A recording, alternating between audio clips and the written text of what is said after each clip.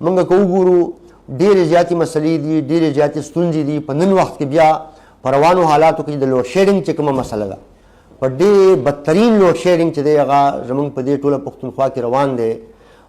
که موږ وګورو نو بیا کم ولټیج دی، ګرانه بجلي ده، د هغې په وجه باندې خلکو ته ډېر زیات مشکلات دي او خلک د یو ډېر لوی مشکل سره مخ دي. او بیا په دې ګرمۍ کې، په سخته ګرمۍ کې دا لوډ شیډینګ دومره سیوا شي چې یو خو د هغې شیډول ني او بله دا چې اړو پته یې نه لګي د بجلي بیخي داسې روکه شي ته به وایې چې اړو دلته بجلي شته نه. ګرانۍ ته که موږ وګورو نو زما خیال دا دی چې هر پښتون ترې نه خبر دی او هر بشر ترې نه خبر دی چې ګراني نن د اسمان سره خبره کوي. بېروزګاري جوړه شوې ده.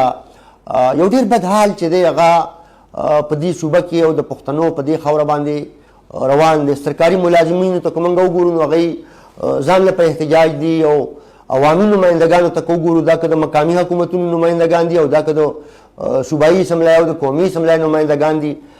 که د هغوی حالت ته موږ وګورو یا د هغوی کارګزارۍ ته موږ وګورو نو دغه هم د چا نه پناه نه ده.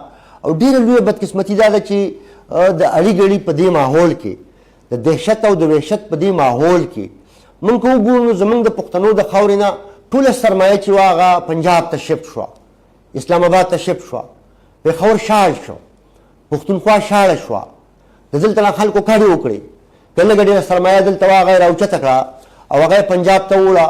د هغې هم ډېر بد اثرات زموږ په دې خاوره باندې پرېوتي دي. موږ که د افغانستان او